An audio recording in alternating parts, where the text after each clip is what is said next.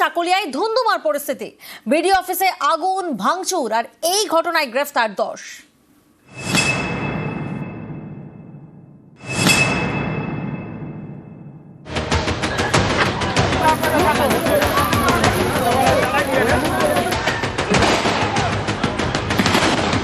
BDO অফিসে ক্ষোভের আগুন। বিডিও অফিসের ভিতরে একের পর এক ঘরে ঢুকে নথিতে আগুন।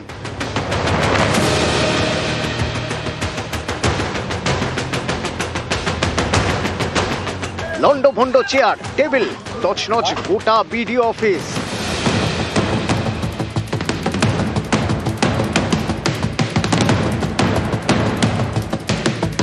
অফিসের বাইরে পড়ে আধপোড়া জিনিসপত্র।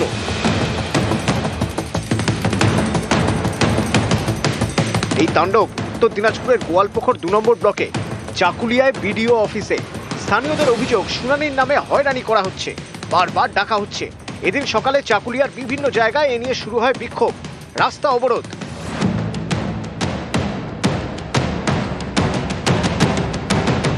আমরাকে বললো যে এটা কাগজ জমা করতে 2002 এর কাগজ জমা করতে হবে, এফআইআর নিয়ে আমরা 2002 এর কাগজ জমা করলাম। এখন বলতেছে কি যে আমাদের আরো অন্য অন্য কাগজ নিয়ে আমাদেরকে হয়রান করছে, বলে হ্যারেন করতে হবে। কিসের হ্যারেনটা কিসের?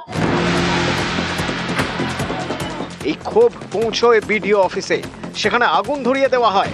বিডিও অফিসে কিন্তু যেখানে ভাঙচুর করা হচ্ছে, ভাঙচুরে যা জিনিসপত্র রয়েছে ভিতরে সমস্ত কিছু কিন্তু এখানে এনে উত্তেজিত জনতা সেটাকে আগুন ধরিয়ে দিয়েছে, এবং আগুন ধরিয়ে দেওয়ার পরে কিন্তু এই এলাকায় ব্যাপক উত্তেজনা ছড়িয়ে পড়ে। চাকুলিয়ায় বিডিও অফিসের ভিতরে সব লন্ডভন্ড। এই বাংলা সহায়তা কেন্দ্র যে চিত্রটা তুমি দেখতে পাবা, যে একবারে পুড়ে ছাই করে দেওয়া হয়েছে। একদম নথিপত্র যা জিনিসপত্র ছিল সমস্ত কিছু কিন্তু পুড়িয়ে দেওয়া হয়েছে। পরিস্থিতি নিয়ন্ত্রণে আনতে এলাকায় পৌঁছয় পুলিশ। এই ঘটনায় দোষীদের চিহ্নিত করে এফআইআর করার জন্য জেলা প্রশাসনকে নির্দেশ দেয় নির্বাচন কমিশন। সেই মতো এফআইআর করেছেন গোয়ালপুকুর 2 নম্বর ব্লকের বিডিও।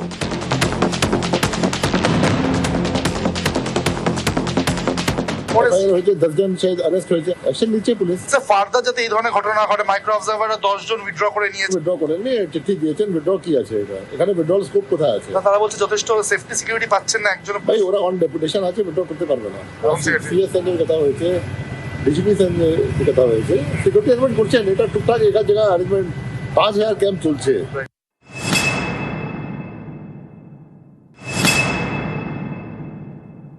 যারাই করলো এটা, ওরা আমি বলবো যে ওরা ইচ্ছাকৃত ভাবে করেনি, ওদেরকে হয়তো কেউ বলেছে, উস্কিয়েছে বলে এটা করেছে। কিন্তু আজকে যেটা একটা বিক্ষুব্ধ একটা ঘটনা ঘটলো, এটা বাজে ঘটনা। আমি বলবো আন্দোলন হবে গণতান্ত্রিক পদ্ধতিতে, আন্দোলনটা হবে। কথা রটে গেছে যে যাদের নাম ভোটার তালিকাতে থাকবে না, যে পরিযায়ী শ্রমিকরা বাইরে আছেন, তাদের নাম ভোটার তালিকা থেকে বাইরে করে দেওয়া যাবে। এবং তার আতঙ্কে যারা পরিযায়ী শ্রমিকরা বাইরে আছেন, প্রায় 40,000 লোক বাইরে আছে। তো এই 40,000-এর পরিবার এখানে আছে, তার জন্য মানুষ আরো আতঙ্কে ভুগছে।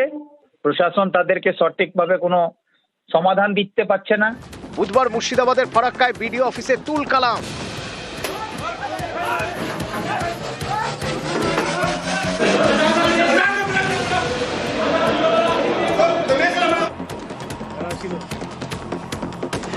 এবার চাকুলিয়ায় বিডিও অফিসে তাণ্ডব। উত্তর দিনাজপুর থেকে চঞ্চল মোদক, নিউজ 18 বাংলা। অনুপ্রবেশকারীদের বাঁচাতে তৃণমূলের হামলা, অভিযোগ শ্রমিকের। মানুষের ক্ষোভের বহিঃপ্রকাশে দায়ী বিজেপি, পাল্টা অভিষেক। সংযত থাকার বার্তা অভিষেকের। এই বাংলাদেশি অনুপ্রবেশকারীদের নামই ভোটার লিস্টে রেখে দিতে চায়। এদের নাম বাদ দেওয়া নিয়ে যত আপত্তি এবং তৃণমূল কংগ্রেসের আশঙ্কা, তার থেকে বিভিন্ন জায়গায় আক্রমণ। আজকে অনুপ্রবেশকারীরা এবং তৃণমূল কংগ্রেসের ঔদ্ধত্য এমন জায়গায় পৌঁছে গেছে যে সরকারি অফিসে তারা আগুন দিয়ে দিল। এই ক্ষতিপূরণ কে দেবে? এখন ইলেকশন কমিশনকে চিন্তা করতে হবে, এই যে দিকে দিকে বিএলওদের উপরে চাপ সৃষ্টি করে ফর্ম 7 কে অ্যাকসেপ্ট করা হচ্ছে না, এক্ষেত্রে সরকারের অবস্থান কি? এসআইআর কে সুষ্ঠুভাবে সম্পূর্ণ না করে পশ্চিমবঙ্গে নির্বাচন করা যাবে না।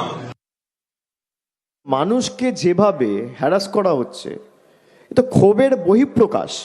এরা ঘুষপেটিয়ার কথা বলে, আমাদের বাংলাদেশি বলে। এই যে 58 লক্ষ নাম বাদ গেছে, তাদের মধ্যে কজন বাংলাদেশি? আপনারা জিজ্ঞেস করুন বিজেপি নেতাদের। মানুষের ক্ষোভের বহিঃপ্রকাশ, কিন্তু আমি আপনাদের মাধ্যমে অ্যাপিল করতে পারি যে মানুষ যাতে শান্ত থাকে, সংযত থাকে। সবার উপর যে চাপ তৈরি করেছে ইলেকশন কমিশন, 2 বছরের কাজ 2 মাসে করতে হবে, এর জন্য একমাত্র দায়ী ভারতীয় জনতা পার্টি এবং ইলেকশন কমিশন। এরা ভাবছে নোটিশ পাঠিয়ে মানুষকে শিক্ষা দেবো, মানুষ ভোট দেয়নি বলে। যত নোটিশ এরা পাঠাবে বিজেপির ভোট তত কমবে।